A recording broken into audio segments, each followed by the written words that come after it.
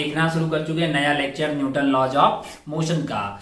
हम last time बातें कर रहे थे कंस्ट्रेंट रिलेशन की, है ना। हमने ये ऑब्जर्व किया था कि कुछ सवालों को सॉल्व करने पे हमें एक इक्वेशन की एक या दो एक्स्ट्रा इक्वेशन की दरकार होती है और वो इक्वेशन हमें आती है कंस्ट्रेंट रिलेशन से। तीन टाइप के कंस्ट्रेंट हमने पढ़े थे, है ना। पहला टाइप का था अपना स्ट्रिंग कंस्ट्रेंट, उसी का एक स्पेशल केस जो कि था हमारा पुली ब्लॉक, और तीसरा जो हम बातें कर रहे थे लास्ट टाइम वो था वेज कंस्ट्रेंट। ये बातें हम लोग कर चुके थे कंस्ट्रेंट के बारे में। अच्छा भाई साहब, बहुत बढ़िया। जाते जाते शायद हमने एक दो सवाल आपको होमवर्क में दिया था, हाँ वो सवाल भी डिस्कस करना है। उस सवाल से बढ़ने से पहले अपनी छोटी सी बात कर लेते हैं रेफरेंस फ्रेम की। हालांकि आप जानते हैं, हालांकि आपने थोड़ा बहुत पढ़ा भी होगा कहाँ पे, काइनेमेटिक्स में इसके बारे में बात की होगी। क्या? Reference frame. हम जानते हैं, हम क्या जानते हैं कि motion is relative, motion is always relative. Motion क्या है? हमेशा रिलेटिव ही होता है। कोई एब्सोल्यूट पोजीशन या कोई एब्सोल्यूट नाम की कोई चीज होती नहीं है। जैसे अगर बात करें, motion is always relative, motion is always relative, it is property of object and observer both, है ना। अच्छा भाई साहब, बहुत बढ़िया, बहुत सन। अगर अपन एक छोटी सी बात करें, मान लो कि अपने पास एक कार है। क्या है? एक कार है। ओहो, ये इधर की तरफ एक्सेलरेट हो रही है, मान लीजिए 5 मीटर पर सेकेंड स्क्वायर से। Then acceleration of car with respect to ground, आपका आंसर होगा 5 metre per second square. But ऐसा बोले कि acceleration of car with respect to driver, with respect to driver साहब को ये थोड़ी एक्सेलरेट होती हुई फील आएगी यार, 0 मीटर पर सेकेंड स्क्वायर, क्योंकि उसके रिस्पेक्ट में तो ये रुकी हुई नहीं है यार। अच्छा, तो आपने काइनेमेटिक्स में ये देखा होगा कि velocity, displacement, acceleration etcetera etcetera, ये सारी क्वांटिटीज होती है वो फ्रेम पे डिपेंड करती है। किस पे डिपेंड करती है? फ्रेम पे डिपेंड करती है। जैसे आप ट्रेन में जा रहे हो, ट्रेन में आप इधर की तरफ जा रहे हो, यहाँ पे एक पेड़ है, यहाँ पे क्या है? एक पेड़ है। आपको लगता है कि आप बी से जा रहे हो तो पेड़ पीछे की तरफ बी से जा रहा है, लेकिन अगर कोई वहां पे बकरी चरा रहा होगा तो बोलेगा बे सुबह से यहीं पे खड़ा था। बताइए कौन सही था? बकरी चराने वाला सही था क्या, या आप सही थे? आपने बोला कि आप इधर जा रहे थे तो पेड़ उधर की तरफ जा रहा था, लेकिन बकरी चराने वाले ने बोला कि सुबह से हम यहीं खड़े हैं भाई, पेड़ तो यहीं पे है कि नहीं यार, हम ही यहाँ उसकी छाया में बैठे हुए थे। कौन सही था? भाई साहब दोनों ही सही नहीं है ना, है कि नहीं यार? क्योंकि हम एग्जैक्टली बोल ही नहीं सकते कि पेड़ रुका हुआ है कि चल रहा है। There is no concept of absolute position, absolute velocity, absolute acceleration, everything is relative. भाई हर जगह जिंदगी में रिलेटिव ही होता है ना। अरे भाई आपके पड़ोस में आपने मान लो कि भाई 97% लाया हो, पड़ोस में कोई बालक है वो 98 ले आया, तो पेरेंट्स लोग बोलते हैं कुछ पढ़ता ही नहीं है। देखो बगल वाले को देख लीजिए, शर्मा जी के लड़के को 98% लाया है और तुम भले 97.5 लाके बैठे हो। होता है ना ऐसा। तो चीजें जो है वो रिलेटिव है। अच्छा भाई साहब, बहुत बढ़िया, बहुत ही शानदार। ये तो खैर मतलब बात होगी ऐसे मजाक की, काम की बात करते हैं अपन। तो अपने को समझना है कि मोशन जो है वो रेफरेंस फ्रेम पे डिपेंड करती है। क्या होती है फ्रेम? आसान भाषा में बात करते हैं कि क्या होती है फ्रेम। फ्रेम वो जगह होती है जहां से आप चीजों को ऑब्जर्व करते हैं, जहां से आप चीजों को क्या करते हैं? ऑब्जर्व करते हैं। अच्छा भाई साहब, बहुत बढ़िया, बहुत शानदार। ओहो हो। अच्छा, अगर आप ध्यान से देखें, जहां चीजों को ऑब्जर्व किया जाता है, यानी कि जहां से चीजों को ऑब्जर्व किया जाता है, ऑब्जर्व किया जाता है। अच्छा, बहुत बढ़िया भाई साहब, बहुत शानदार।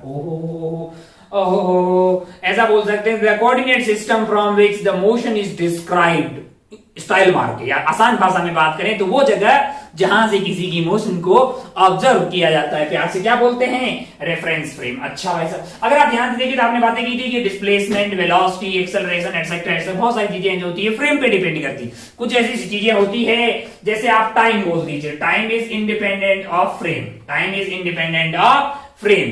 टाइम जो है वो फ्रेम पे डिपेंड नहीं करता। Distance between 2 points, distance between 2 points, दो बिंदुओं के बीच की दूरी।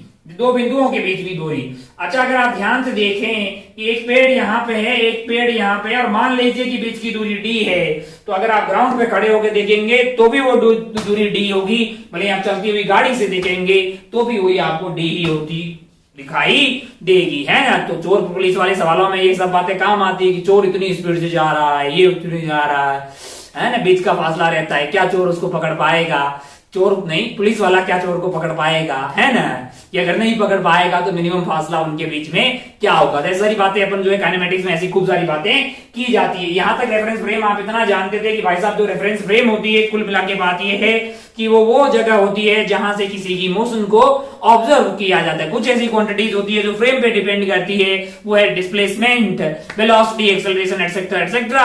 कुछ ऐसी बातें होती है जो फ्रेम पे डिपेंड नहीं करती, जैसे टाइम या दो बिंदुओं के बीच की दूरी जो फ्रेम पे डिपेंड नहीं करती। अच्छा भाई साहब जब वहां पढ़ लिया है तो यहां क्या बताने वाले हो। मैंने कहा अगर आप ध्यान से देखें जहां पे आप चीजों को ऑब्जर्व कर रहे हैं उस जगह को फ्रेम बोला गया। अब आप ऑब्जर्व दो तरीके से चीजों को कर सकते हो। बोला क्या, तो कोई बहुत बड़ी चीज है ही नहीं, इतना आसान है। मान लीजिए जरा ध्यान से, मान लीजिए कि आप क्या कर रहे हैं कि आप यहां धरातल पे खड़े हैं ना, है कि नहीं यार। अच्छा यहां से किसी को देख रहे हैं, या फिर आप एक ऐसा सीन हो कि आप जो है एक गाड़ी में है, आपके किसमें है, एक गाड़ी में है जो कि इधर की तरफ एक्सेलरेट हो रही है, मान लो 2 मीटर पर सेकंड स्क्वायर। आप इसमें से किसी का मोशन देख रहे हैं, है ना। अच्छा भाई साहब बहुत बढ़िया। एक बार में आप रुके हुए हैं, यानी आपकी रफ्तार क्या है, 0। या फिर मैं ऐसा बोलूं कि आप जो है मान लो कि यूनिफॉर्म वेलोसिटी से जा रहे हैं। कौन सी वेलोसिटी से, यूनिफॉर्म वेलोसिटी से जा रहे हैं और आप किसी को ऑब्जर्व कर रहे हैं। और दूसरी बार जो है आप जो है एक्सेलरेट हो रहे हैं और किसी चीज को ऑब्जर्व कर रहे हैं, यानी किसी की मोशन को ऑब्जर्व कर रहे हैं। क्या ये दोनों बातें अलग है?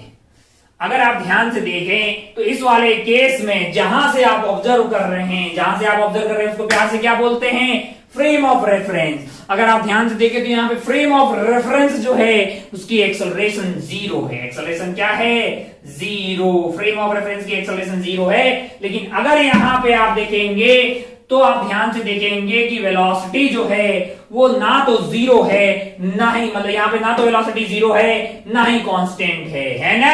तो वेलोसिटी कैसी हो सकती है, यानी एक्सेलरेशन जो है उस वाले केस में आपकी वेलोसिटी चेंज हो रही होगी, मतलब acceleration is not equal to 0, यानी एक्सेलरेशन या तो कुछ कांस्टेंट होगी या फिर वेरिएबल भी हो सकती है, मे बी वेरिएबल, यानी वेरिएबल एक्सेलरेशन भी हो सकती है बट एक्सेलरेशन होगी। मैंने कहा अच्छा क्या दोनों में अलग अलग बातें हैं क्या, दोनों में मतलब जो है दोनों अलग अलग क्यों पढ़ रहे हैं भाई, ऐसा अलग क्यों कर रहे हैं फ्रेम का। मैंने कहा अगर ध्यान से देखो हम क्या पढ़ रहे हैं, मैंने कहा न्यूटन लॉज ऑफ मोशन पढ़ रहे हैं कि नहीं यार। न्यूटन साहब ने कितने लॉ दिए थे, 3 लिए थे, तो न्यूटन ने 3 साहब दिए थे, लॉज है तो बड़े आदमी ने लॉ दिए हैं तो भाई लग रहे होंगे हर जगह। हमने एक छोटी सी बात की, बहुत छोटी सी बात की, अपन यहाँ पे बात कर लेते हैं। बहुत छोटी सी मतलब ऐसी छोटी सी, इतनी छोटी सी कि हमारे पास एक लिफ्ट है। क्या है, एक लिफ्ट है। लिफ्ट जानते हो आप, लिफ्ट है ना। लिफ्ट में क्या हो रखा है कि एक ब्लॉक को अपन ने ऊपर ऐसे टांग दिया, ये मास m है, छोटा तो नहीं बनाया ना बहुत ज्यादा, नहीं थोड़ा बड़ा बना लेते हैं ताकि तेरे को साफ साफ दिखाई दे। अब जरा ध्यान से देखना, यहां पे बना लेते हैं।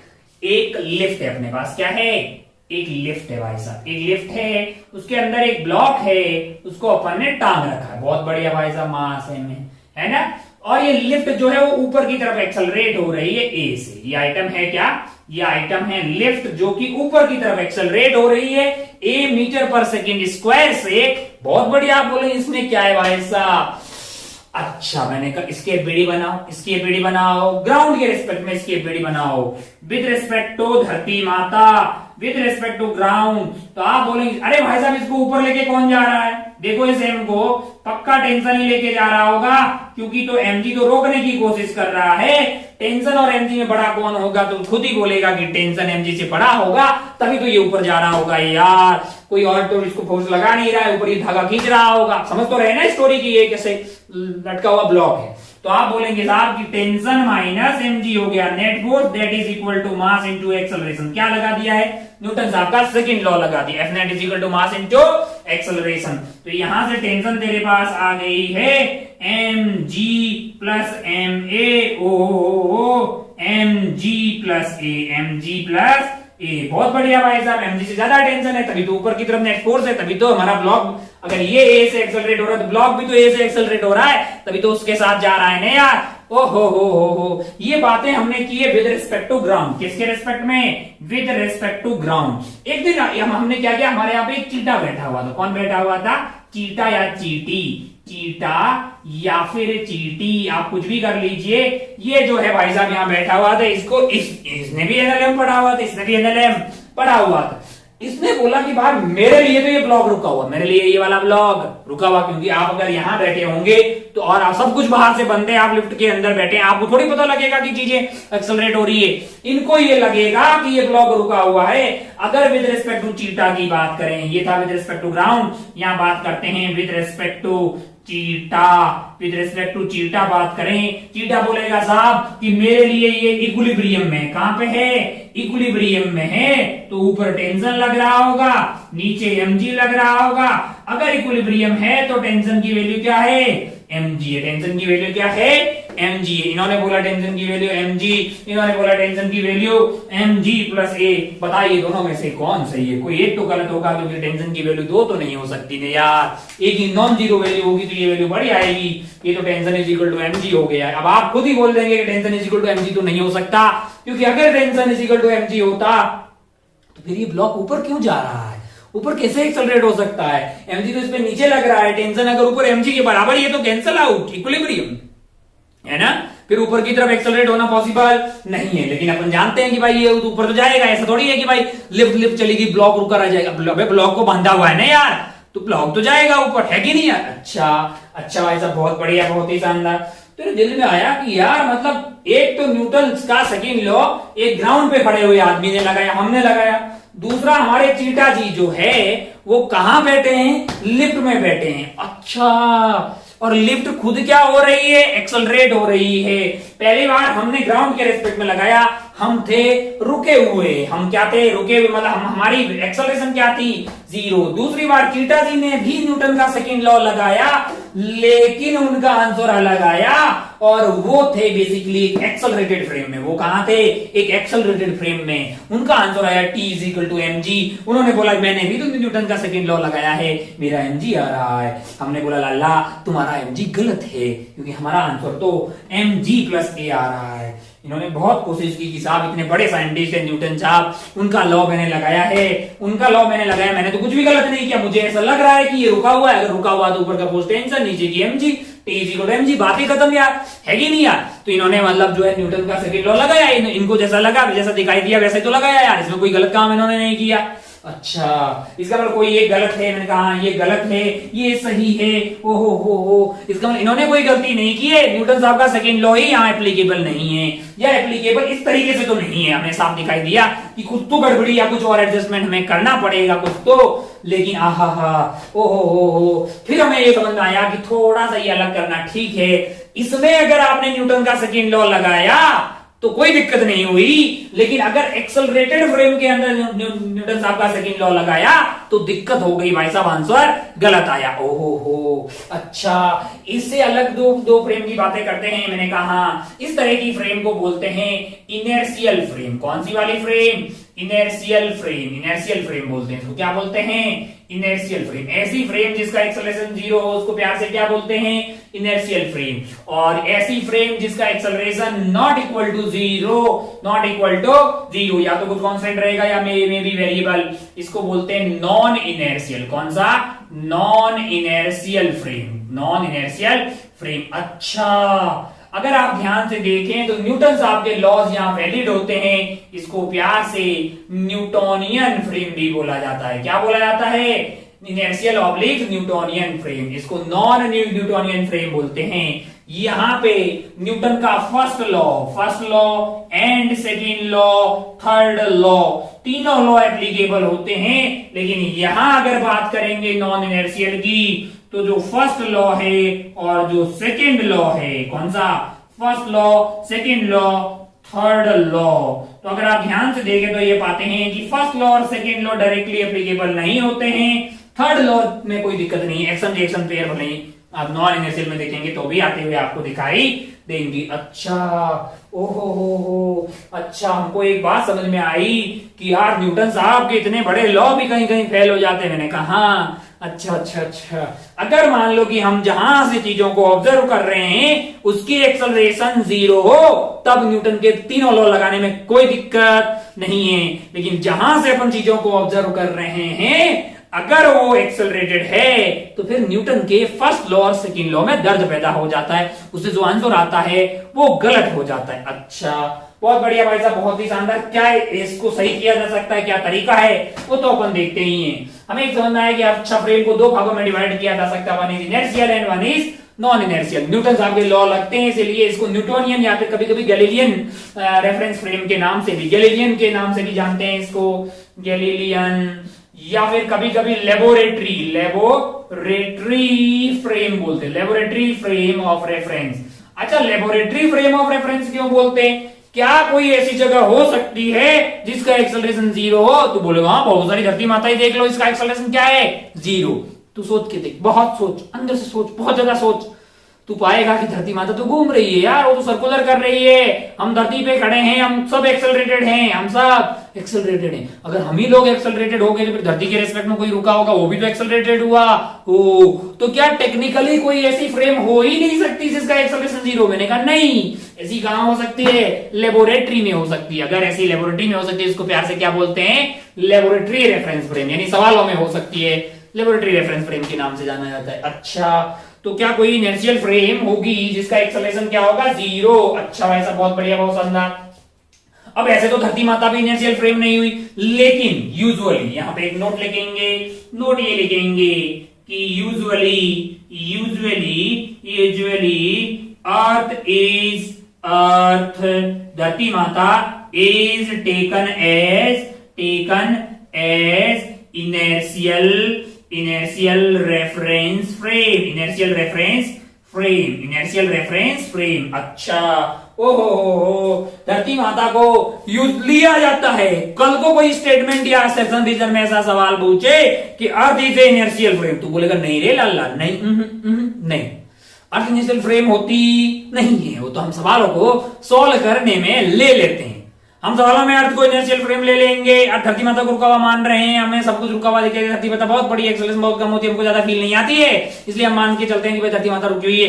बट कल को तुम्हें स्टेटमेंट में ऐसा सवाल स्टेटमेंट पूछ दे दिया हो कि अर्थ इज इनर्शियल फ्रेम, तो उसको बोलना नहीं, earth is taken as inertial frame. Yes, धरती माता को इनर्शियल फ्रेम हम मान के सवालों में सॉल्व करते हैं, पर कल को कोई स्टेटमेंट ऐसा दे दे कि earth is a inertial frame, तो हमारा आंसर होगा नो, वो गलत स्टेटमेंट है, अर्थ इनर्शियल फ्रेम नहीं है। अच्छा, अब अगर हमने अर्थ को एक इनर्शियल फ्रेम ले लिया, एक इनर्शियल रेफरेंस फ्रेम ले लिया, अब आप ध्यान से देखें कि कोई और आइटम है, कोई और आइटम क्या है? एक इनर्शियल फ्रेम के रेस्पेक्ट में, अगर एक इनर्शियल फ्रेम के रेस्पेक्ट में ये वाला आइटम रुका हुआ है, ये आइटम क्या है? रुका हुआ है, या फिर यूनिफॉर्म वेलोसिटी से चल रहा है, या फिर क्या है?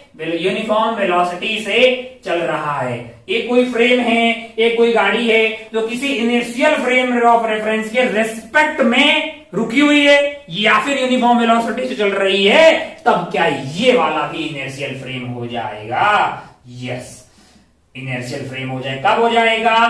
तब जब एक बॉडी इज एट रेस्ट और moving with uniform velocity with respect to another inertial frame, तब ये खुद ही जो है बॉडी है वो क्या हो जाएगी? एक इनर्शियल फ्रेम हो जाएगी। छोटा छोटा आपको आइडिया लगा कि आप फ्रेम को दो भागों में डिवाइड कर सकते हैं, एक वो वाली जिसमें न्यूटन साहब के लॉज आराम से लग जाते हैं, जो कि अभी तक अपन लगाते आए हैं। हम लगाते थे ग्राउंड के रिस्पेक्ट में, और ग्राउंड को by default upon inertial frame मान के चल रहे थे, तो कोई दिक्कत वाली बात नहीं थी। लेकिन अगर न्यूटन साहब के लॉज एक एक्सेलरेटेड फ्रेम में लगाए जाए तो आंसर गलत आता है। लेकिन न्यूटन साहब इतने बड़े आदमी थे, ये नहीं बोल सकते कि न्यूटन साहब के लॉज गलत है ना, अपने में ही कुछ कमियां ढूंढते हैं। कुछ आत्मसात किया गया कि किस तरह से न्यूटन साहब के लॉज, इधर तो कोई दिक्कत ही नहीं है, लेकिन इधर भी लगाए जा सकते हैं, इधर भी लगाए जा सकते हैं। मैंने कहा इधर कैसे लगाओगे भाई? क्या न्यूटन साहब के लॉज जो फर्स्ट एंड सेकंड इधर फेल हो जा रहे थे, क्या वो यहां पे भी लगाए जा सकते हैं? मैंने कहा हाँ। तो कुछ घोटाला करना पड़ता है। मैंने कहा हाँ, कुछ घोटाला करना पड़ता है, कुछ होता नहीं है लेकिन मानना पड़ता है। कुछ मान लिया जाए तो चीजें आसान हो जाती है। तो हमारे सामने अब हमारा सवाल है कि किस तरह से नॉन इनर्शियल फ्रेम के अंदर न्यूटन आपके लॉ लगाए जा सकते हैं। How to apply Newton laws of motion in non inertial frame. कौन होती है नॉन इनर्शियल फ्रेम? वो वाली फ्रेम जो एक्सेलरेट हो रही है, वो वाली फ्रेम जो एक्सेलरेट हो रही है उसको प्यार से क्या बोलते हैं? Non inertial frame. किस तरह से न्यूटन साहब के लॉज जो है वो नॉन इनर्शियल फ्रेम में लगाए जा सकते हैं। हमको कंसीडर करना पड़ता है एक एक्स्ट्रा फोर्स, फोगट का मतलब होता नहीं है लेकिन हमको कंसीडर करना पड़ता है, एक फोगट का फोर्स हमको कंसीडर करना पड़ता है। इसलिए फोगट का नाम है तो उसका नाम रहेगा सूडो, क्योंकि डुप्लीकेट है भाई साहब, ऐसा कोई फोर्स रियलिटी में है नहीं, तो उसका नाम क्या होगा? Pseudo force. हमको एक सूडो फोर्स कंसीडर करना पड़ेगा। अच्छा बहुत बढ़िया साहब, बोर्ड साहब साफ हो जाओ यार, काहे इतना भाव खा रहे हो। अच्छा बहुत बढ़िया। आइए हमारा यही वाले लिफ्ट वाले सवाल में आ जाते हैं। यार लिफ्ट वाले सवाल में हमें हमें हमें यहाँ पे ब्लॉक लगा रखा था हमने ग्राउंड के रिस्पेक्ट में। जब बात है कि लिफ्ट ऊपर की तरफ एक्सेलरेट हो रही थी a मीटर पर सेकंड स्क्वायर से, तो हमने बोल दिया था कि इसके ऊपर टेंशन ऊपर लग रही है, नीचे mg लग रहा है। t minus mg is equal to mass into acceleration. t की वैल्यू आ गई mg plus a, mg plus a। अच्छा बहुत बढ़िया, बहुत शानदार। हो लेकिन जब चीटा के रिस्पेक्ट में हमने ऐसे बात की तो हमारा t is equal to mg आ गया था, क्योंकि चीटा ने क्या बोला था कि इक्विलिब्रियम है ना। तो हमने बोला कि how to apply Newton's laws in non inertial frame. हमको कंसीडर करना पड़ता है एक सूडो फोर्स। कौन सा वाला फोर्स? एक सूडो फोर्स, सूडो फोर्स है ना। It is a force, it is a force, it is a pseudo force है ना। it is a force considered to apply Newton laws of motion in non inertial frame, non inertial frame। अच्छा pseudo force है, duplicate force है। मैंने कहा अगर कोई force लगाना है तो हम जानते हैं कि फोर्स में तीन बातें होती है काम की। कौन कौन सी तीन बातें भाई साहब?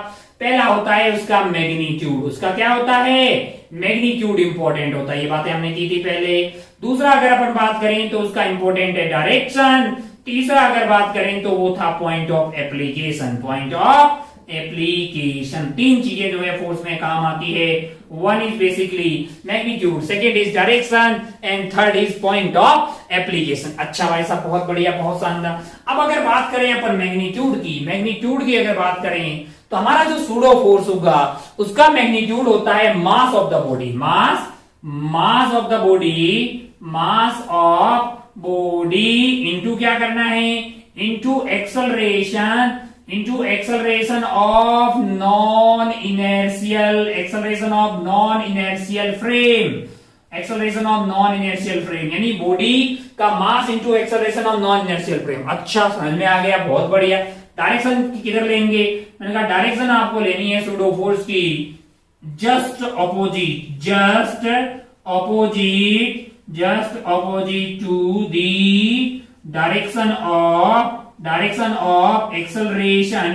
of acceleration of non-inertial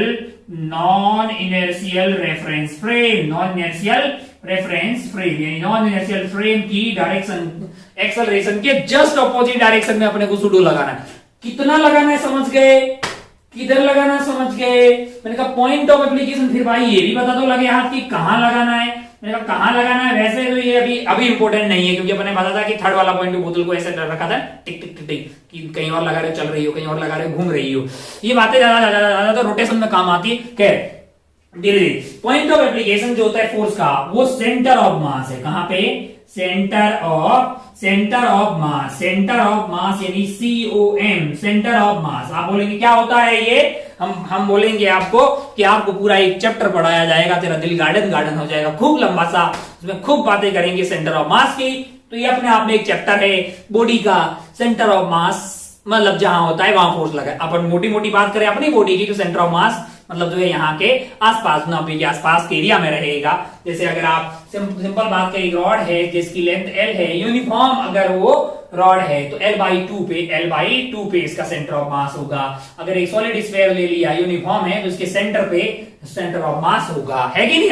और अब ज्यादा बातें अपन करने वाले नहीं है, क्योंकि अपने आप में एक चैप्टर है, तो अपन बात करेंगे सेंटर ऑफ मास में। अच्छा, बहुत बढ़िया भाई साहब। तो हमारा जो सूडो फोर्स होगा उसका मैग्नीट्यूड होगा mass of the body into acceleration of non inertial frame.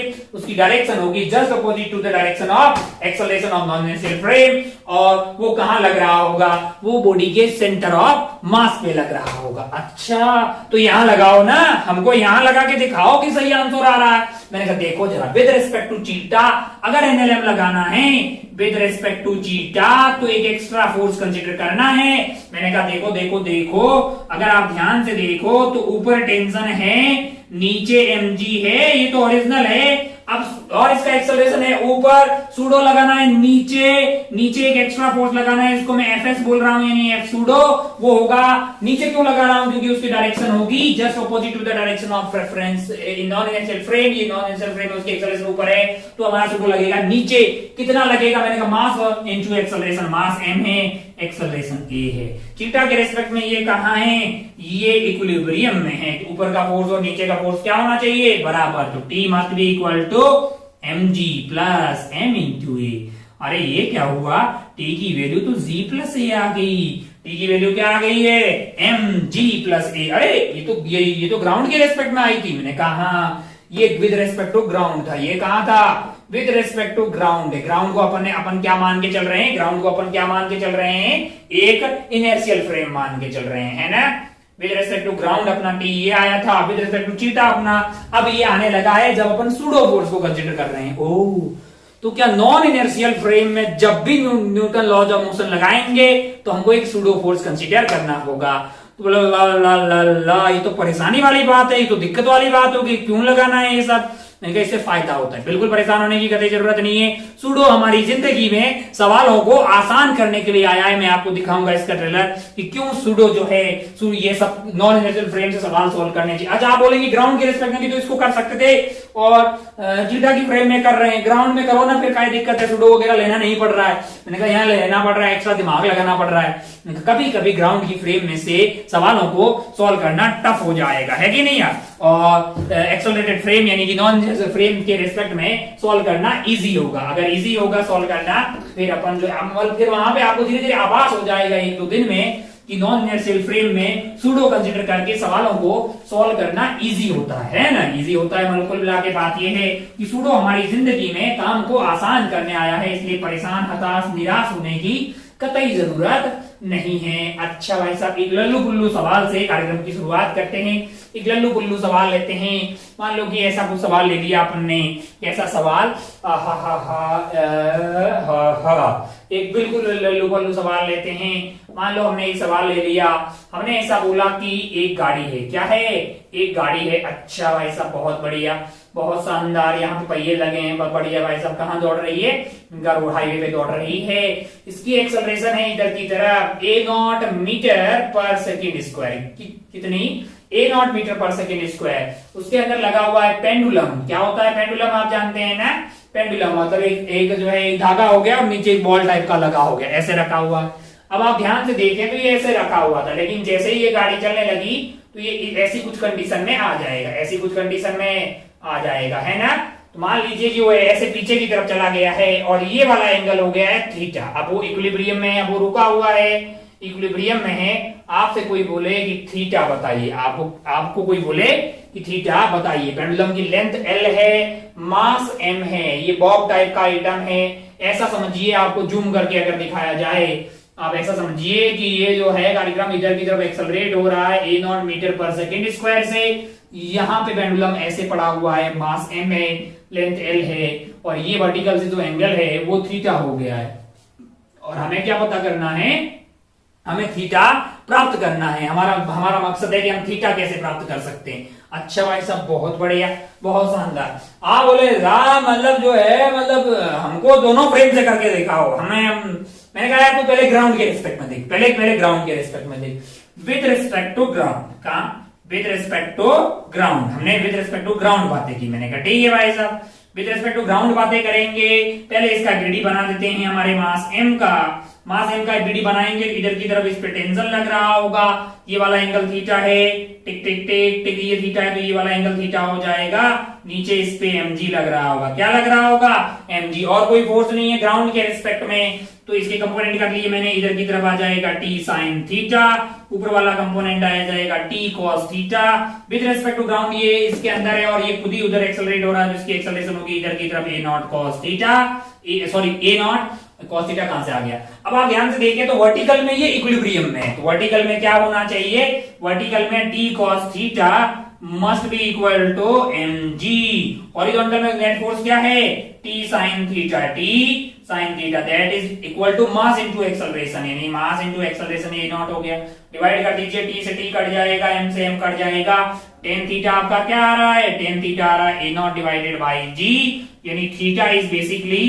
tan inverse of a not divided by g, theta क्या है, tan inverse of a not by g। अच्छा, क्या इसी बात को अपन चीटा के रेस्पेक्ट में, यहां पे अगर आप चीटा बन के बैठते टिक टिक टिक टिक टिक ऐसे बैठ के भाई साहब, ये है आपका चीटा, क्या इस चीटा के रिस्पेक्ट में इसको सॉल्व नहीं किया जा सकता, मैंने कहा बिल्कुल किया जा सकता। अब आप ध्यान से देखें, चीटा जी को ये पता है कि क्या वो a नॉट से एक्सेलरेट हो रहा है, मैंने कहा नहीं, चीटा कहां पे, मैंने कहा एक नॉन इनर्शियल फ्रेम में, क्यों, क्योंकि ये एक्सेलरेट हो रहा है। अच्छा, अब बनाइए इसका एफबीडी, अब आप एफबीडी बनाएंगे तो आप बोलेंगे साहब इसका मास m है, इधर की तरफ इस पे टेंशन t लग रही है, ये वाला एंगल है इसका थीटा, नीचे इस पे लग रहा होगा mg, और हमको तुरंत याद आया कि भाई साहब नॉन इनर्शियल में बात कर रहे होंगे तो हमको एक और फोर्स कंसीडर करना पड़ेगा, वो है सूडो फोर्स। अच्छा, मैंने कहा कितना लेना है, मैंने कहा मास इनटू एक्सेलरेशन लेना है, किधर लेना है, मैंने कहा इसकी जस्ट अपोजिट डायरेक्शन में, इधर की तरफ ले लिया मैंने भाई साहब, m इंटू ए नॉट, कहां लेना है, मैंने सेंटर ऑफ मास पे लेना, हालांकि ये पॉइंट ऑब्जेक्ट है तो परेशान होने की गति जरूरत नहीं है,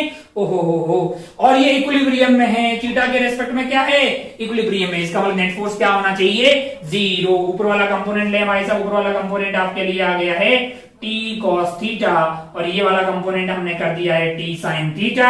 अब अगर ये इक्विलिब्रियम में है, अब अगर ये इक्विलिब्रियम में है तो t sin theta must be equal to m into a not और t cos theta must be equal to mg, क्योंकि हॉरिजॉन्टल और वर्टिकल दोनों में नेट फोर्स क्या होना चाहिए, जीरो होना चाहिए, है ना। अच्छा भाई साहब, t sin theta is equal to m a not और t cos theta is equal to mg, तो m ने m की बत्तियां फुल कर दी है, t ने t की, तो आपका आंसर आया है tan theta is equal to a not by g, theta is equal to tan inverse of a not by g, tan inverse of a not by g। अच्छा भाई साहब, बहुत बढ़िया, बहुत शानदार हो। अब अगर आप ध्यान से देखें तो आप बोलोगे यार उतना कोई फायदा नहीं हुआ है, हमको नहीं लग रहा है कि कोई उतना फायदा हो रहा है, कोई मतलब उतना मतलब बहुत बड़ा फायदा हमको होता हुआ दिखाई नहीं दे रहा। दो तीन लाइनें यहाँ पे भी लगाई आपने, दो तीन लाइनें यहाँ लगाई। एक चीज तो आप देखिए, आपको यहाँ पे F इक्वल टू ma लगाना पड़ा, यहाँ कितना आसान है, इक्विलिब्रियम है ना। बोला नहीं यार उतना फायदा वाली फील हमको नहीं आई है। मैंने कहा वो सवाल देख जो होमवर्क में हमने तुम्हें दिए थे, वो सवाल देख, हो सकता है कि वहां पे एक आध इक्वेशन ही कम की जरूरत पड़े, है ना। फिर सर्कुलर वगैरह में धीरे धीरे आगे जाएंगे तो ये और ज्यादा फायदेमंद साबित होता हुआ दिखाई देगा सूडो फोर्स को कंसीडर करना। कब कंसीडर करना है, जब नॉन इनर्शियल फ्रेम के रेस्पेक्ट में न्यूटन साहब का फर्स्ट एंड सेकंड लॉ लगा रहे हो, क्योंकि थर्ड लॉ में वैसे भी कोई दिक्कत नहीं है, action is equal to reaction है। तो अपने को सूडो फोर्स कंसीडर करना है, कितना करना है, किधर करना है और किधर को लगाना है, ये तीनों बातें अपने को समझ में आगे बढ़ते हैं और वो वाला सवाल देखते हैं जो हमने होमवर्क में दिया था आपको। हमने किस में दिया था, होमवर्क में दिया था, उस सवाल का डिस्कशन करते हैं, उसमें लगाते हैं ये सूडो वूडो, क्या पता फायदे का सौदा हो जाए, क्या पता फायदे का सौदा हो जाए। चलिए अब बढ़ते हैं होमवर्क वाले सवाल पे।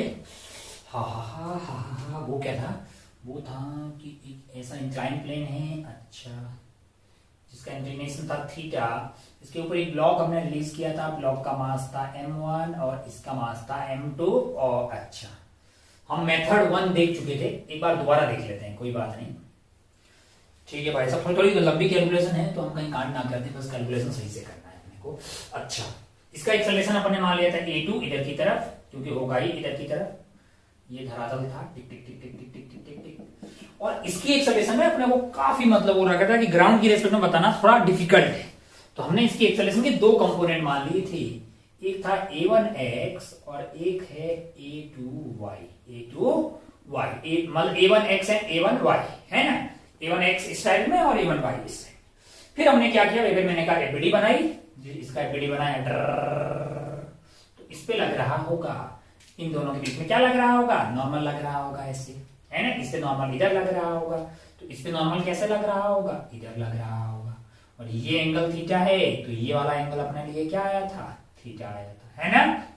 अच्छा भाई साहब, और इसका अगर एफबीडी बनाए यहाँ पर, ये ऐसे है भाई साहब, M1 टिक टिक टिक टिक टिक टिक टिक, ये वाला एंगल क्या था अपने लिए, थीटा। इस पे नॉर्मल कैसे लगेगा, इसका जस्ट अपोजिट इस पे ऐसे लग रहा होगा, है ना। और ये वाला एंगल अपने लिए क्या था, थीटा, तो ये वाला एंगल क्या हो जाएगा, थीटा। अच्छा भाई साहब, बहुत बढ़िया। और इस पे क्या लग रहा होगा, नीचे की तरफ M1G लग रहा होगा। और कुछ लग रहा होगा क्या इस पे, नहीं। इसका एक्सेलरेशन हमने कैसे माना था, a1x इधर की तरफ, a1y इधर की तरफ, और इसका एक्सेलरेशन जो था वो इधर की तरफ। अच्छा, तो हमारा इंटरेस्ट इसमें क्या होगा, सिर्फ और सिर्फ हॉरिजॉन्टल कंपोनेंट में, है ना, क्योंकि वर्टिकल में तो नॉर्मल बैलेंस कर लेगा सब कुछ। तो n का ये कंपोनेंट नीचे आएगा, n cos थीटा, ऐसा आया n sin थीटा, तो हमने बोल दिया n sin theta is equal to mass into acceleration. n sin theta is equal to mass into acceleration. Mass इसका m2 है, एक्सेलरेशन a2 है। ये आ गया पहला इक्वेशन भाई साहब। फिर अपन अगर यहाँ पे गए, यहाँ पे हमने क्या किया, एक्सेलरेशन को हॉरिजॉन्टल एंड वर्टिकल में रखा है, तो फोर्स के कंपोनेंट भी हमें लेने पड़ेंगे। तो नीचे फोर्स हो जाएगा m1g, और ऊपर रोकने वाला क्या हो जाएगा, n cos थीटा। क्या हो जाएगा, n cos theta. Net force हो जाएगा n cos थीटा, माइनस कर लीजिए, दैट इज m1 a1y। ये रिश्ता नंबर 2 आ गया।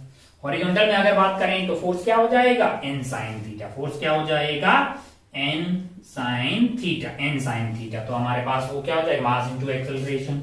मास इनटू एक्सेलरेशन इन हॉरिजॉन्टल में क्या है, a1x। अब आप ध्यान से देखो तो आपके पास रिश्ते की कितने हैं, 3 है, और वेरिएबल की कितने हैं, 4 है। 1 2 3 और नॉर्मल 4 वेरिएबल है, 3 इक्वेशन होगी। हमें एक और इक्वेशन की दरकार है, हमें एक और इक्वेशन बनाने की जरूरत है।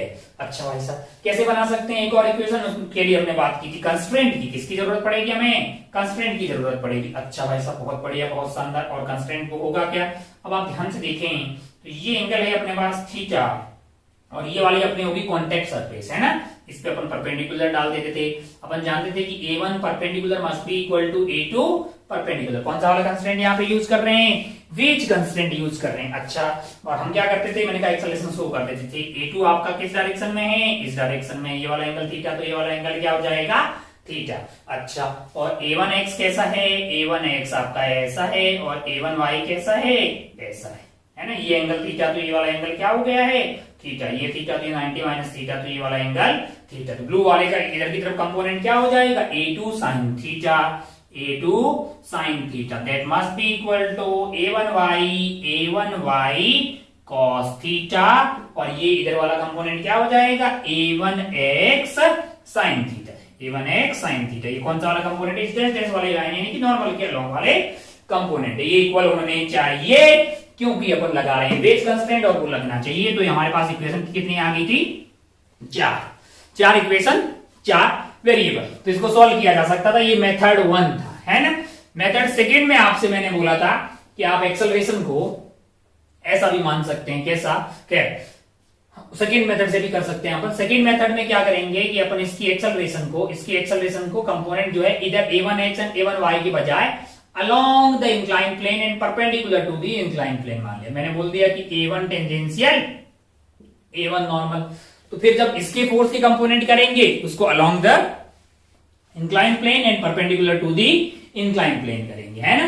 तो उसको भी सॉल्व किया जा सकता है, वो भी इतना ही लंबा होगा, मतलब 4 इक्वेशन आपको बनानी पड़ेगी। फोर्स, बस इसके फोर्स के कंपोनेंट इस बार हमने हॉरिजॉन्टल और वर्टिकल किए हैं। इस वाले केस में हमें फोर्स के कंपोनेंट कैसे करने पड़ेंगे, along the incline and perpendicular to the incline plane. कितने इक्वेशन हुई, 4। इसमें भी कितने इक्वेशन आएगी, 4। क्यों, क्योंकि a1t a1n नॉर्मल और a2 जो है वो 4 इक्वेशन हो जाएगी।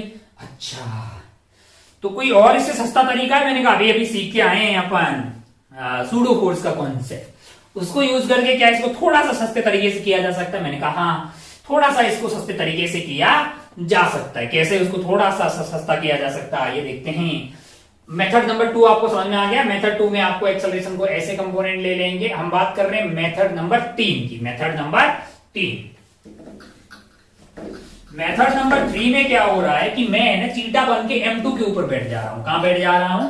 M2 के ऊपर बैठ जा रहा हूं। अच्छा भाई साहब, अच्छा, बहुत बढ़िया, बहुत शानदार। इसकी एक्सेलरेशन तो ऐसे ही रहेगी, मैं चीटा बन के इसके ऊपर बैठ गया। अब मेरे रेस्पेक्ट में जो M1 है उसकी एक्सेलरेशन किधर रहेगी? M1 की एक्सेलरेशन मेरे रेस्पेक्ट, मेरे को नहीं पता कि मैं आगे जा रहा हूं, मुझे बस ये दिखाई देगा कि मेरे रेस्पेक्ट में ये भाई साहब इधर जा रहे हैं, यानी acceleration of 1 with respect to 2 वो ऐसे होगी भाई साहब। और मेरी खुद की एक्सेलरेशन कैसी है? A2 ऐसी। अच्छा, बहुत बढ़िया, बहुत शानदार। अब हम यहाँ पे इसका एपीडी बना लिया, इसका एपीडी बना लिया, एपीडी में कोई परिवर्तन होने वाला नहीं है। अच्छा, इसके लिए लिखेंगे तो अपन बिल्कुल लिख देंगे कि n sin theta is equal to M2 A2 है ना। इसका एक्सेलरेशन तो इधर ही रहेगा A2। अच्छा, बहुत बढ़िया, बहुत शानदार, ये इक्वेशन नंबर 1 आ गई। अब आप चीटा बन के देख रहे होंगे तो यहाँ एनएलएम लगाने के लिए एक और फोर्स भी तो कंसीडर करना पड़ेगा। वो सूडो फोर्स इधर की तरफ होगा कि किधर की तरफ होगा? इधर की तरफ। जस्ट जो है इसकी एक्सेलरेशन की ऑपोजिट डायरेक्शन में क्या हो जाएगा? वो M1A2 क्या हो जाएगा? मास इसका M1 है और एक्सेलरेशन हमारे फ्रेम की यानी नॉन नेचुरल फ्रेम जहां से चीजों को ऑब्जर्व कर रहे हैं वो है A2। तो फोर्स लग जाएगा आपके पास M1 इंटू A2 किधर की तरफ? इधर की तरफ। अच्छा भाई साहब, बहुत बढ़िया, बहुत शानदार। ये एंगल थीटा, तो ये वाला एंगल क्या हो गया है? थीटा, है ना। अब आप ध्यान से देखें, अब अगर आप ध्यान से देखें तो यहां पे तो अपना सब कुछ हो गया। अब अपन ध्यान से देखें तो ये वाले भाई साहब को क्या लगेगा कि ये वाला नीचे जा रहा है, ये वाला अलोंग द इंक्लाइन प्लेन ऐसे नीचे की तरफ जा रहा है, यानी इस डायरेक्शन में इक्विलिब्रियम है, इस डायरेक्शन में क्या है? इक्विलिब्रियम। और इस डायरेक्शन में नीचे जा रहा है, यानी क्या लगाएंगे अपन? F is equal to ma। इस डायरेक्शन में आपका इक्विलिब्रियम है और वो इस डायरेक्शन में along the incline plane F is equal to ma लगाने की जरूरत है। और यहाँ पे फोर्स इक्वल है कौन सी डायरेक्शन में? Perpendicular to the incline plane. मैंने कहा परपेंडिकुलर टू इंक्लाइन प्लेन और along the incline plane forces को तोड़ देते हैं। अब आप ध्यान से देखिए फोर्स के कंपोनेंट जो हमें लेने होंगे वो ये हो जाएगा, एक तो M1g cos थीटा, इधर क्या आ जाएगा? M1g sin थीटा, है ना। तो M1g का अकेला खत्म हो गया है। उसी तरह से M1A2 का करना पड़ेगा। M1A2 का किधर? एयर वाला कंपोनेंट क्या हो जाएगा? M1A2 cos theta.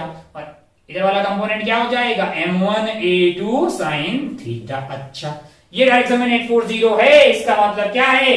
इसका मतलब है M1g cos theta, M1g cos theta must be equal to M1A2 sin theta plus normal, है ना। उधर की तरफ फोर्स क्या लग रहा है? नॉर्मल। और M1A2 sin theta that must be equal to M1g cos theta, यानी कि ये हुआ रिश्ता नंबर 2 जो कि यहां से आया।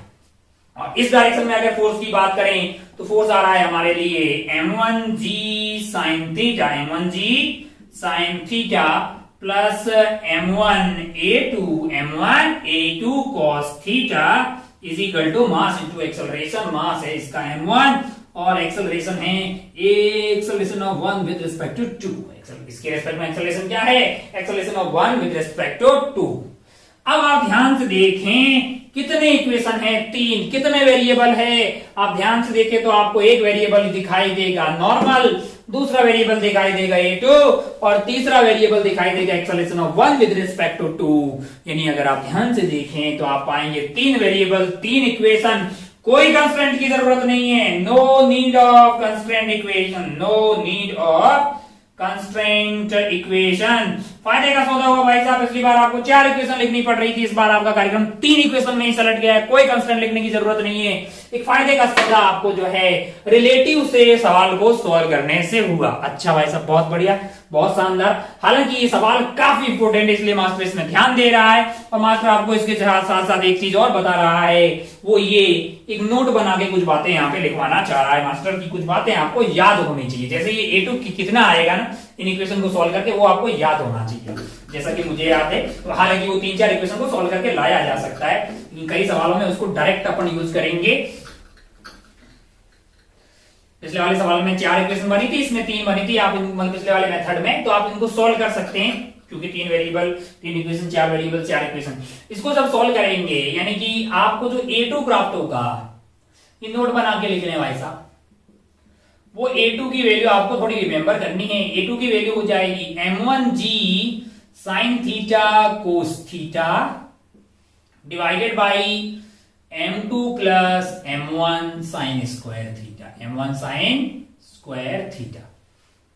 आप बोलेंगे मास्टर ऐसा क्यों लिखा रहा है, क्योंकि इसमें क्या होगा कि अगर ये ध्यान रहेगा ना तो सवाल बहुत ही फास्ट हो जाएंगे। A2 is equal to m1g sin theta cos theta divided by m2 plus m1 sin square theta. अच्छा, अब अगर आप पुराना मेथड देखो ना, जिसमें अपन ने क्या किया था, इसकी एक्सेलरेशन को a1x बोला था और इसको a1y बोला था। एक मिनट, एक सेंटर ऑफ मास नाम का फोर्स एक चैप्टर होता है, वहां पे अगर एफ नेट 0 हो तो कुछ बातें करेंगे अपन, है ना। हॉरिजॉन्टल डायरेक्शन में कोई एक्सटर्नल फोर्स नहीं है, m1 a1 must be equal to m2। एक मिनट, पढ़ाया नहीं मैंने, जब पढ़ोगे तो आप ये जान जाओगे कि यार m2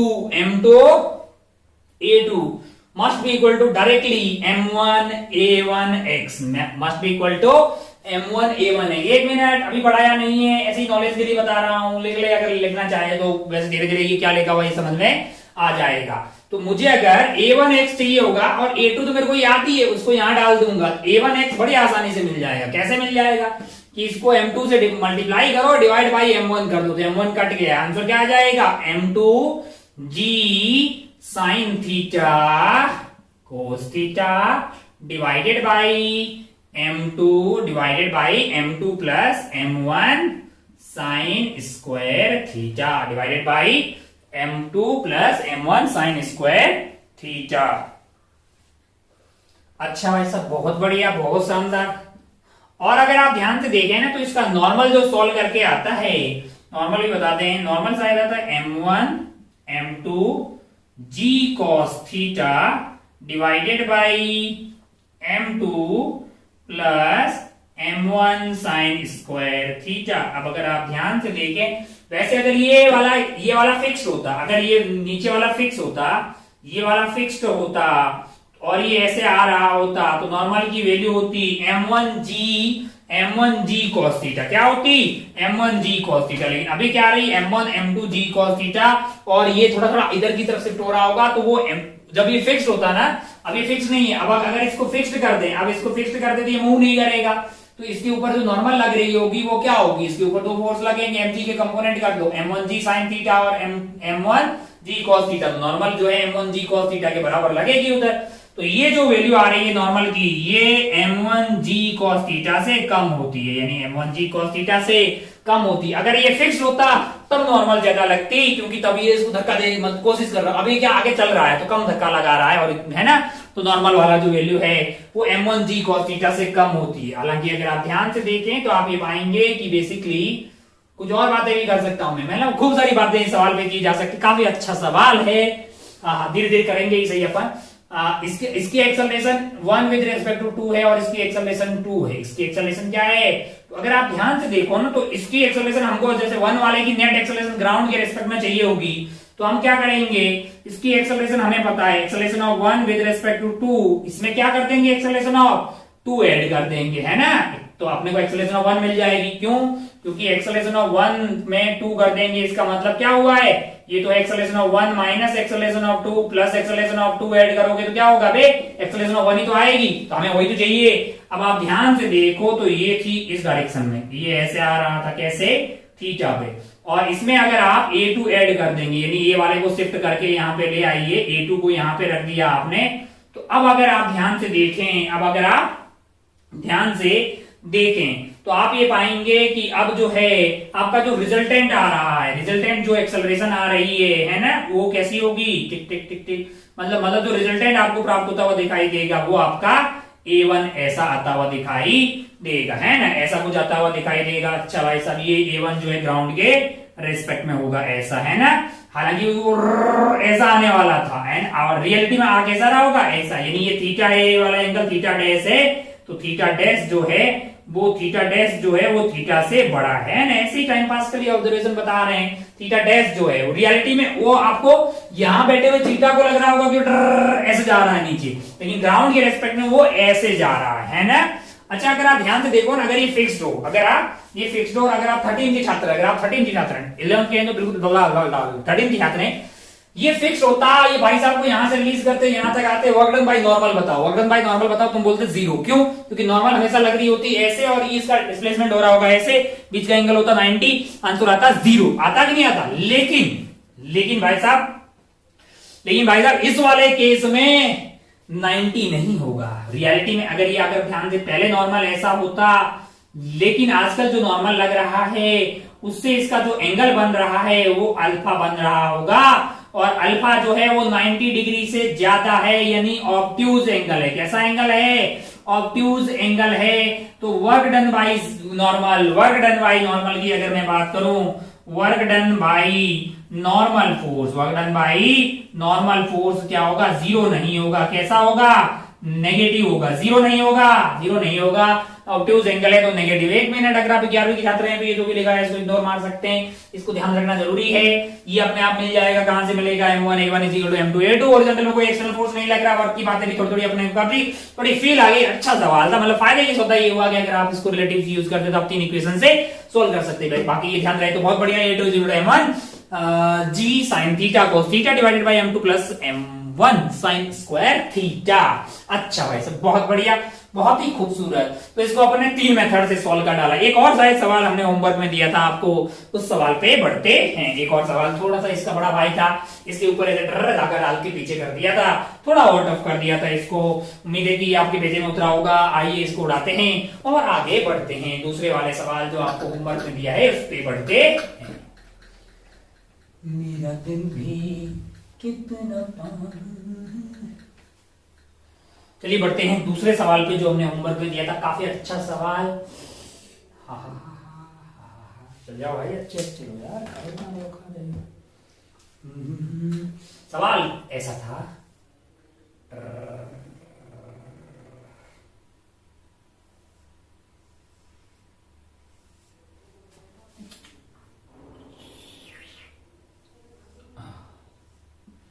इसका मास M2 धरातल पे रखा हुआ है, केप्ट ऑन द सरफेस। ये आपका हो गया ऐसा, यहां पे रख दिया है मास M1। क्या रख दिया है? मास M1, और इसको रिलीज किया गया था। इसको क्या किया गया? रिलीज किया गया। पहले एकदम सस्ते तरीके से करते हैं, मेथड 1 सस्ते तरीके से करते हैं। जस्ट अपन सीखने आए हैं तो अपन सीखते हैं भाई साहब की कैसे इक्वेशन लिखनी है। हो सस्ता तरीका ये बोलता है कि इसके एक्सेलरेशन को A2 मान लो इधर की तरफ, और इसकी एक्सेलरेशन का कुछ पता नहीं है। 2 कंपोनेंट मान लो A1 x and A1 y, A1 x and A1 y। अब क्या करो? मैंने कहा भाई इसका एफबीडी बनाओ। अब एफबीडी बनाओ, टाइम पास करो बहुत मस्त वाला। इसका एफबीडी बनाते हैं। किसका? ये वाला आइटम का एफबीडी बना लेते हैं। बस एफबीडी बनाओ, टाइम पास करो। ये एंगल हो गया थीटा। हो इसके ऊपर नॉर्मल लग रहा होगा ऐसे। कभी कभी कैमरे को पढ़ाते पढ़ाते नींद आने लग जाती है ना। एंड ये हो गया भाई साहब। ओहो बहुत बढ़िया। इधर की तरफ क्या लग रहा होगा? टेंशन लग रही होगी। इधर क्या लग रहा होगा? टेंशन लग रही होगी। और कुछ लग रहा है क्या? नहीं। ये वाला एंगल क्या होगा? थीटा। ओहो नीचे से एक जो है ग्राउंड, इसका ये M2 है ना, तो नीचे इस पे बुलाया जा रहा होगा M2G से। कैसे? M2G से। तो नॉर्मल ऊपर लग रही होगी, normal due to ground, normal on M2 due to ground. ये है टोटल नंबर ऑफ फोर्सेज जो M2 के ऊपर लग रही होगी, है ना। अच्छा, और अगर M1 की बात करें, मान लो कि अपन M1 का एफबीडी बनाए, M1 का एफबीडी बना लेते हैं। यहाँ पे M1 का एफबीडी बना लेते हैं। M1 अपना जो है वो ऐसा है। कैसा है? ऐसा है। एफबीडी बनाना है अपने को अच्छे से। टिक टिक टिक टिक टिक टिक टिक टिक टिक टिक टिक। ये एंगल है थीटा। हो ऊपर लग रही होगी इस पे टेंशन। क्या लग रही होगी? टेंशन लग रही होगी। बहुत बढ़िया भाई साहब, बहुत ही शानदार। हो टेंशन जो है यहाँ से थीटा एंगल पे लग रही होगी। नीचे इस पे क्या लग रहा है? नीचे लग रहा है M1G। हो और इधर अगर आप ध्यान से देखें तो ये यहाँ से थीटा पे नीचे लग रहा था नॉर्मल, तो इस पे जो है इधर की तरफ नॉर्मल लग रहा होगा। ये वाला एंगल होगा थीटा। टिक टिक टिक। तो ये वाला एंगल हो गया थीटा, ये वाला एंगल हो गया आपका 90 माइनस थीटा। अच्छा, और कोई फोर्स लग रहा है क्या इस पे? कोई फोर्स नहीं लग रहा होगा। हमने mg शो कर दिया, नॉर्मल शो कर दिया, टेंशन शो कर दिया। मतलब टेंशन एक अलग फोर्स जो है यहाँ पे मार्केट में नया आ गया है। अब अगर आप ध्यान से देखें तो हमारे पास जो वेरिएबल है वो 1 2 3 4 5 वेरिएबल। तो कितनी इक्वेशन की जरूरत पड़ेगी? मिनिमम 5 इक्वेशन की जरूरत पड़ेगी। तो आइए खेला शुरू करते हैं। कहां से शुरू करें, मैंने कहा इनसे शुरू कर लेते हैं। इनकी एक्सेलरेशन है इधर की तरफ a2, इनकी एक्सेलरेशन इधर की तरफ क्या है a2। एक मिनट परेशान ना हो, फ्री बॉडी डायग्राम बना आराम से, फ्री बॉडी डायग्राम बना मस्त मस्त तरीके से, शुरू हो जाए ऐसा मस्त तरीके से। अब उधर की तरफ तो हॉरिजॉन्टल में इंटरेस्टेड है, वर्टिकल में कोई एक्सेलरेशन है भी नहीं, तो हॉरिजॉन्टल में अगर इंटरेस्टेड हैं इसलिए ये कोई काम का नहीं अपने। हॉरिजॉन्टल में अगर बात करें तो इधर की तरफ आएगा आपके पास t, और ये जो tn है उसका एक कंपोनेंट नीचे आएगा n cos थीटा, और एक कंपोनेंट हॉरिजॉन्टल आएगा n sin थीटा। तो हमको लग रहा है कि t उधर खींच रहा है और n sin थीटा भी खींच रहा है, में धक्का दे रहा है। t plus n sin theta left में फोर्स हो गया है, और एक t इस वाले t का उधर कंपोनेंट आएगा यानी कि minus of t cos theta. ये कौन सा t है, ये वाला है। n का इधर वाला कंपोनेंट क्या हुआ n sin theta, n cos theta ऐसा हो जाएगा, n sin थीटा उधर हो गया minus of t cos theta, that must be equal to m2 a2, that must be equal to m2 a2। ये आ गया अपना रिश्ता नंबर 1। 4 और रिश्तों की दरकार है हमको। अच्छा, 2 तो ये दे देगा, 2 तो हमें ये दे देगा, क्यों, क्योंकि इसकी एक्सेलरेशन हमें पता है a1x and a1y, a1x and a1y। अच्छा भाई साहब, बहुत बढ़िया, बहुत शानदार। ओह, तो हमें फोर्सेस को पूरा हॉरिजॉन्टल और कैसे करना होगा, वर्टिकल में, हॉरिजॉन्टल एंड वर्टिकल करना होगा। नॉर्मल के कंपोनेंट ले लेते हैं भाई, ऊपर वाला कंपोनेंट अपने लिए क्या हो जाएगा n cos थीटा, एक मिनट रायता फैल जाएगा तो अपन कंपोनेंट लिखते नहीं है, पहले वर्टिकल की बातें कर लेते हैं। t, अब आप ध्यान से देखिए, t आपका ऐसे, तो t का हॉरिजॉन्टल कंपोनेंट आएगा t cos थीटा, वर्टिकल आएगा आपका t sin थीटा। तो वर्टिकल की बात करें अपन तो m1g होगा नीचे, m1g होगा नीचे, m1g माइनस क्या होगा, t का ऊपर वाला component t sin theta, t sin theta. अच्छा, और n का ऊपर वाला कंपोनेंट n cos थीटा, वो भी ऊपर की तरफ है तो माइनस n cos थीटा। इतना होगा नेट फोर्स डाउनवर्ड। ये में से इसका ये और इसका ये वाला घटा दिया हमने, तो ये आना चाहिए मास इनटू एक्सेलरेशन, यानी कि इसका मास है m1, नीचे की तरफ एक्सेलरेशन है a1y। रिश्ता नंबर 2, रिश्ता नंबर 2। एक और रिश्ता अपने हॉरिजॉन्टल से मिलेगा, हॉरिजॉन्टल में एक्सेलरेशन उधर की तरफ है तो नेट फोर्स उधर की तरफ होना चाहिए, यानी कि आपके पास जो हॉरिजॉन्टल है m1g का कोई कंपोनेंट नहीं आएगा क्योंकि m1g वर्टिकल है, तो इधर कंपोनेंट कौन आएगा, n का ही, n cos 90 माइनस थीटा यानी n sin थीटा इधर की तरफ आ जाएगा, n sin थीटा। उसको रो कौन रहा होगा, उसको टेंशन का ये वाला कंपोनेंट जो कि क्या होगा t cos थीटा माइनस और t cos theta, that must be equal to इसका मास इनटू एक्सेलरेशन। इसका मास है m1 और एक्सेलरेशन क्या है, एक्सेलरेशन है a1x, एक्सेलरेशन क्या है a1x। अच्छा भाई साहब, बहुत बढ़िया, 3 इक्वेशन आ गए अपने को, 2 इसके फ्री बॉडी के डायग्राम से, एक इसके हॉरिजॉन्टल वाली बातें की। हमारे पास वेरिएबल है टोटल 5, इक्वेशन है 3, 2 और इक्वेशन की जरूरत है। अब यहां लगाएंगे अपन कंस्ट्रेंट, क्या लगाएंगे, कंस्ट्रेंट। अच्छा, पहले लगाते हैं वेज ब्लॉक कंस्ट्रेंट। क्या लगाते हैं, वेज ब्लॉक। एक मिनट, आप परेशान तो नहीं हो रहे? अब आप ये मत सोचिएगा कि हर बार मास्टर सवाल देगा। एक ब्लॉक है जिसका मास 2 किलो है, फोर्स लग रहा 10 न्यूटन, एक्सेलरेशन बताओ 10/2 5 मीटर पर सेकेंड।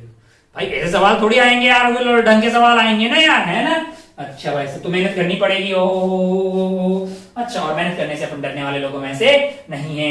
अच्छा भाई, तो 2 और इक्वेशन चाहिए तो अपने को यहाँ लगाना पड़ेगा वेज कंस्ट्रेंट। क्या लगाना पड़ेगा, वेज कंस्ट्रेंट। और वेज कंस्ट्रेंट में मास्टर ने बोला था कि आप ऐसे पहले सरफेस बना लीजिए, ये एंगल है आपका थीटा, ये आपका हो गया है नॉर्मल, ये आपका क्या हो गया है नॉर्मल। अच्छा, a1 perpendicular must be equal to a2 perpendicular, और फिर आप एक्सेलरेशन को शो कर दीजिए, यानी ये आपका है a2, ये आपका क्या है a2 हो गया, ये आपका a2 हो गया। बहुत बढ़िया, बहुत ही शानदार। हो। और अगर अपन बात करें a2 हो गया है ऐसे, और अगर अपन बात करें बाकी वालों की तो a1x और a1y दूसरे कलर से शो करें, क्या रेड से कर लेते, पता नहीं दिखता कितना है रेड। इधर की तरफ आपके पास हो जाएगा a1x और इधर की तरफ क्या हो जाएगा a1y।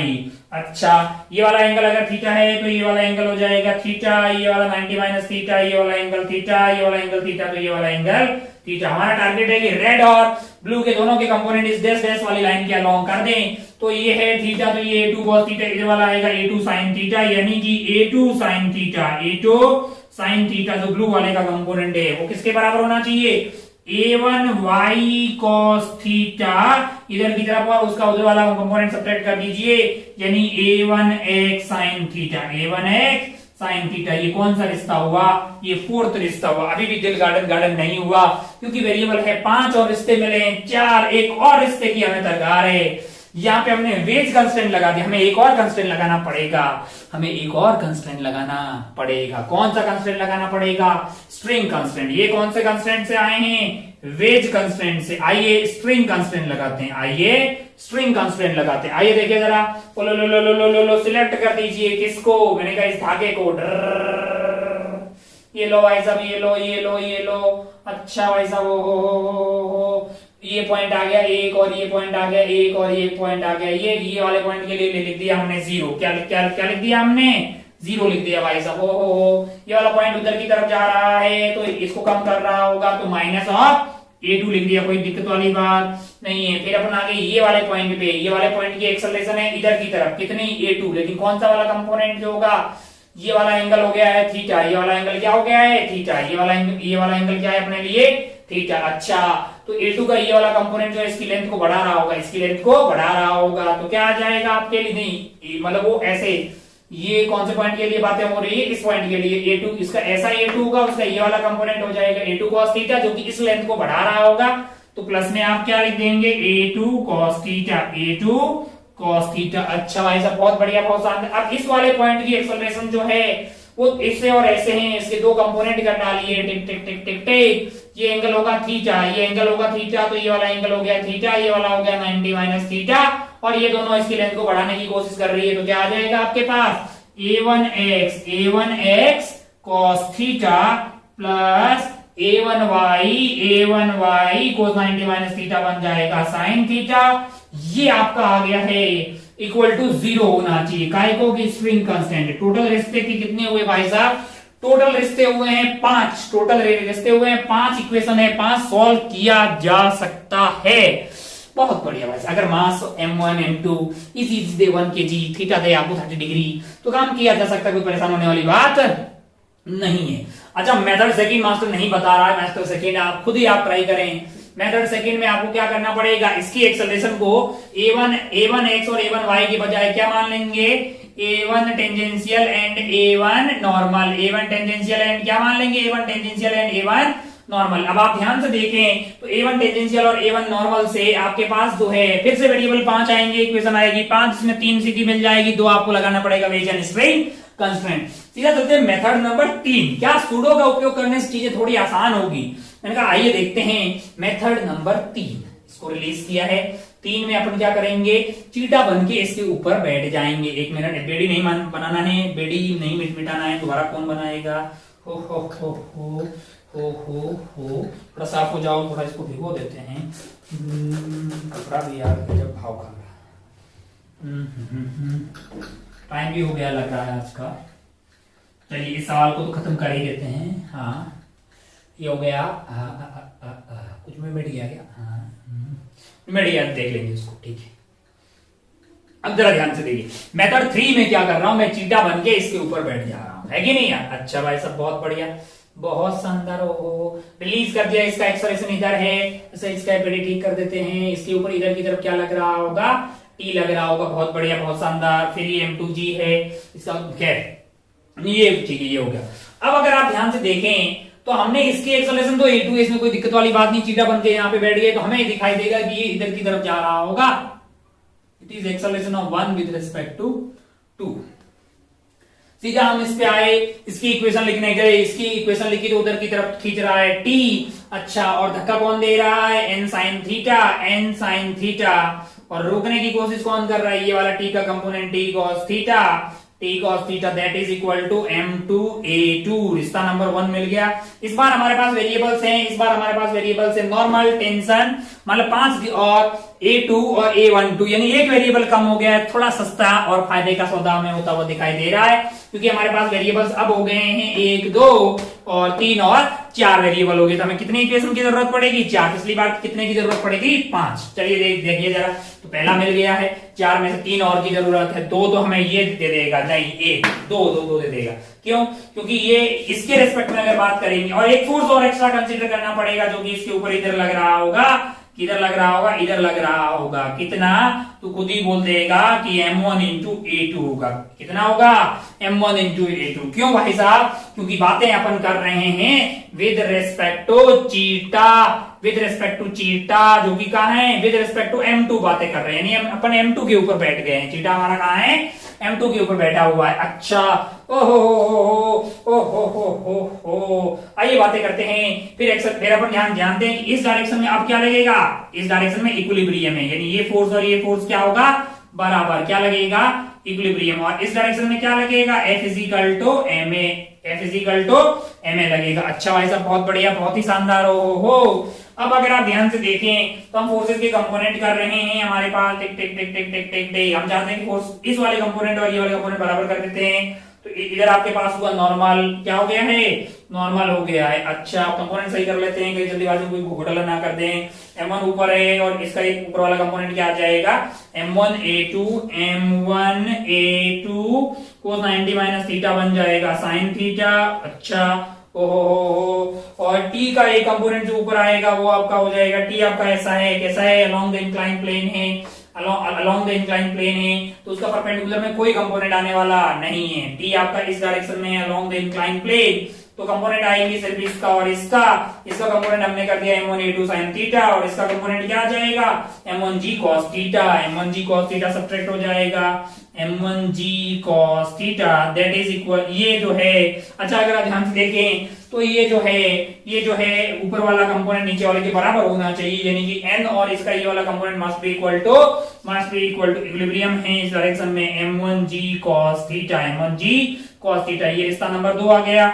आइए देखते हैं रिश्ता नंबर 3। इस डायरेक्शन में n का उधर कोई कंपोनेंट नहीं आएगा, किसका कंपोनेंट आएगा, इसका आएगा, इसका आएगा, और ये है खींचने वाले कंपोनेंट हो जाएंगे आपके पास m1a2, है ना, ये एंगल होगा थीटा, ये वाला एंगल क्या होगा, थीटा, तो क्या आ जाएगा, cos थीटा। अच्छा, इसका काम हो गया भाई साहब। और इसका क्या आ जाएगा, m1g sin theta along the inclined plane, और सब्ट्रैक्ट उसमें से हो जाएगा t, क्या हो जाएगा, t that is equal to mass into acceleration. Mass इसका है m1, मास इसका क्या है, m1, और एक्सेलरेशन है 1/3। कितने इक्वेशन हुए भाई साहब, 3, लेकिन हमारे पास वेरिएबल क्या है, 4 है। हमारे पास वेरिएबल क्या है, 4 है। तो हमें एक और इक्वेशन की जरूरत पड़ेगी, वो अपन लिख लेते हैं स्ट्रिंग कंस्ट्रेंट से। कहां से, स्ट्रिंग कंस्ट्रेंट से। और इस बार आसान होगा स्ट्रिंग कंस्ट्रेंट, क्योंकि अगर आप चीटा बन के यहाँ पे बैठे हुए हैं, तो आपको ये जीरो बस ये दीवार सामने से आती हुई दिखाई देगी A2 से। इस वाले पॉइंट के लिए बोलिए भाई साहब, इस वाले पॉइंट के लिए अगर ये A2 से सामने आ रही है तो ये वाली लेंथ कम हो रही होगी,